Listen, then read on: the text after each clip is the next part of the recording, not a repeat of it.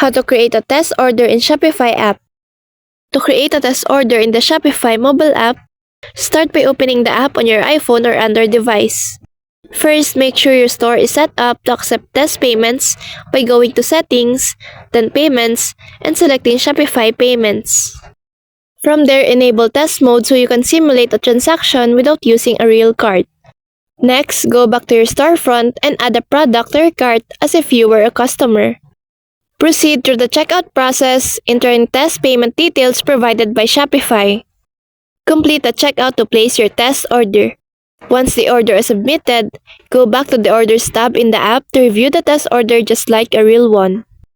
Creating a test order is a great way to make sure your checkout, payment, and fulfillment processes are working smoothly before launching your store or making changes live. So that's all for this video. I hope this helps. Thank you.